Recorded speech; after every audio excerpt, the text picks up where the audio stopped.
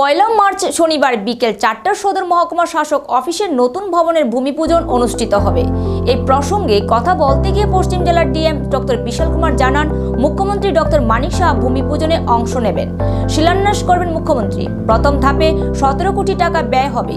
তিনি আরও বলেন, এটি প্রথম পর্যায়ের কাজ। পরবর্তী সময় প্রয়োজন অনুসারে আরও কিছু পরিকাঠামো নির্মাণ করা হবে। বর্তমানে এসডিএম অফিস কমপ্লেক্সের কাজ হচ্ছে, ভবিষ্যতে ডিএম অফিস কমপ্লেক্স ভবনের কাজ করার পরিকল্পনা রয়েছে। কালকে এসডিএম অফিস সদর ভূমি পূজন আয়োজন হইব কালকে 4টা। আর এই ভূমি পূজন মধ্যে একটা নতুন বিল্ডিং এসডিএম সদর অফিস খাতির হইব। এটা টোটাল প্রজেক্ট কস্ট 17 করোড় টাকা। আর এটা ফার্স্ট ফেজ।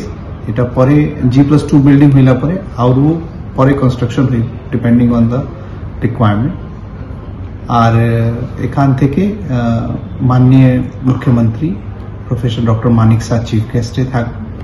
আর বাকি অফিসিয়ালগুলি স্টেট লেভেল আর ডিস্ট্রিক্ট লেভেল অফিসিয়ালি কালকে থাকবো ওখানে। এটা কি শুধু এসডিএম অফিস কমপ্লেক্স না ডিএম অফিস সহ একসাথে হচ্ছে? এটা এসডিএম অফিস কমপ্লেক্স।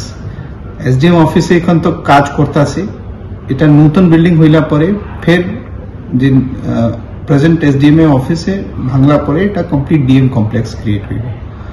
তো এখান যে স্যাংশন যে প্রজেক্ট আছে এটা এসডিএম অফিস কমপ্লেক্স।